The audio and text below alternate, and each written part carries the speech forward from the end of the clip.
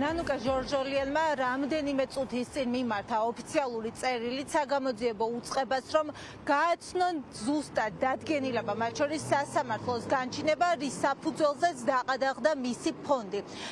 ჟორჟოლიანი ითხოვს კონკრეტულ პასუხებს, რადგან ოფიციალური განცხადება, რაც პროკურატურამ გაავრცელა, იყო ზოგადი, იყო კონკრეტული საქმის საგამოძიებო ფარგლებში დაყადაღება ნახსენები, თუმცა რა გახდა საფუძველი, რატომ მიიღეს გადაწყვეტილება, რატომ არის რამდენიმე დღის განმავლობაში ფონდის ფუნქციონირება შეჩერებული, ამაზე ოფიციალური განმარტება არ აქვს ნანუკა ჟორჟოლიანს და არც სხვა ფონდების დამფუძნებლებს, სწორედ ამიტომ მიიღო გადაწყვეტილება, რომ მოსულიყო გენერალურ პროკურატურაში და პროკურორის სახელზე დაეწერა მიმართვა, სადაც ითხოვს პასუხებს მთავარ კითხვებზე, როდემდე იქნება დაყადაღებული ფონდები, როდემდე იქნება შეჩერებული მათი საქმიანობა და რატომ არ არიან ცნობილი ის პროკურორები, რომლებიც ამ საქმეს იძიებენ და გასცემენ სწორედ პასუხს. ჟორჟოლიანი ელის არა მხოლოდ საგამოძიებო უწყებაში გამოკითხვაზე დაბარებას, არამედ აქვს ინფორმაცია, რომ მასთან ასევე მივლენ ჩხრეკასაც ჩაატარებენ და უფრო მეტიც დარწმუნებულია, რომ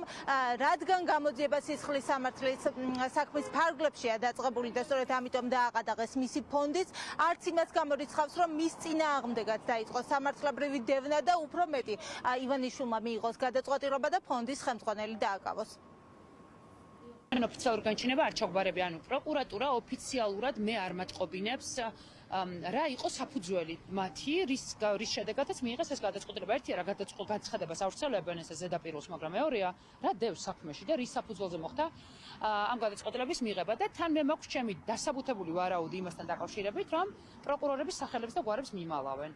იმიტომ რომ მათ ძალიან კარგად იციან შემდეგი ეტაპი ჩემი მხრიდან, ჩემი რეაქცია რა იქნება ამ პროკურორების მისამართით, იმიტომ რომ ჩვენ კანონი არ გვიგრძალავს მთელ რიგ შესაძლებლობებს გვაძლევს იმასთან დაკავშირებით, რომ ყველა პროკურორს სახელობითად აქ გავაგებინოთ სინამდვილეში რის გარეშე დატოვეს პატარა ბავშვები, ადამიანები, რომლებიც აი მაგალითად ახლა პარასკევში ბავშვი მყავს ამოსაყვალი რეანიმობილი თურქეთიდან, თუნდაც იმის მშობლები და პროკურორები ამას სახელობითად ძალიან კარგად გაიგებენ. რა გაჩერდა ეს კიდევ? ყველაფერი გაჩერდა. ადამიანები, რომლებიც ამ ხნის განმავლობაში გთხოვდნენ დახმარებას და ჩვენ მათ ვეხმარებოდით, გაჩერდა.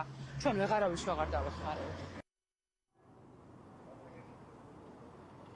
რა მიზანი აქვს ფონდების დაყადაღებას? ერთი მხრივ სამოქალაქო საზოგადოების წევრები, აქტივისტები გვეუბნებიან, რომ ივანიშვილმა სადაც შეეშინებინა თვითონ ფონდის ხელმძღვანელები, სუსხავი ეფექტი ჰქონოდა აქციის მონაწილეებზეც და შეეცადა, რომ ახლა ამ გზით ნიჰილიზმი დაეთესა, თუმცა მან რეალურად ხელიდან გამოაცალა საზოგადოებას საქველმოქმედო ორგანიზაციები, რომლებიც არა მხოლოდ აქციის მონაწილეებს ეხმარებოდნენ, არამედ აფინანსებდნენ სოციალურად დაუცველებსაც, აფინანსებდნენ სტუდენტების სწავლის გადასახადს, ბინის კირას, კომუნალურ გადასახადებს და ეს ყველაფერი ახლა, იმიტომ რომ ივანიშვილის გუნდმა მიიღო ფონდების დაყადაღების გადაწყვეტილება, დახმარება ამ ეტაპზე შეჩერებულია.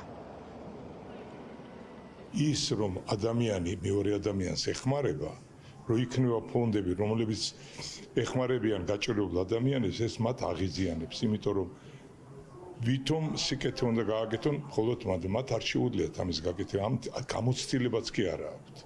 და ამიტომაც ხდება ის, რომ ისინი ებრძვიან ყველა სიკეთეს, რაც კი ხდება საქართველოში და ეს არის ზუსტად მიზეზი, რატომაც დაყადაღდა ეს ფონდები, რომლებიც ეხმარებოდნენ ხალხს და ერთადერთი რამ, რაც ჩვენ შეგვიძლია ამას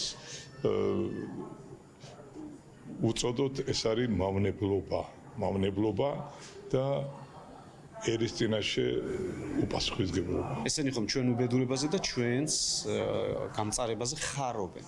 ანუ ჩვენ სუდად, რაც უფრო მეტად სუდად ვიქნებით, მით უფრო კარგად იგრძნობენ ესენი თავს. სხვას რას უნდა ემსახურებოდეს ეს ნანუკას ფონდის დაყადაღება და სხვა დანარჩენი ფონდების დაყადაღება. ეს ფონდები ემსახურებოდა ხალხს და ესეც კი დაუკეთეს. რაც შეეხება ფონდების დაყადაღებას, ხო რა თქმა უნდა, ისინი მათ ჩათვალეს ერთი ის, რომ ხალხი თამამად გადის ქუჩაში, იმიტომ რომ იმედი აქვს, რომ გადაუხდიან და იფიქრეს, მათი მოკლეტვინი ხო ეგეთი არის, ხო ისინი ხო ეგეთები არიან, ხაი ყობახიძისნაირი ადამიანები, ხო ისინი ფიქრობენ, რომ აუ მოდით, აი ეს გავაკეთოთ და ამით შევაჭროთ. მეორე კიდე არის, რომ ქველმოქმედი ამ ქვეყანაში არის ბიძინა ივანიშვილი. დიდი ქველმოქმედი და როგორ შეიძლება, რომ თქვა იქ სხვა ადამიანი იყოს ამ ყველაფრის ჩამდენი, ხო? ეს გარკვეული, რა თქმა უნდა, სოლიდარობა არის და ამ სოლიდარობის წინააღმდეგები არიან.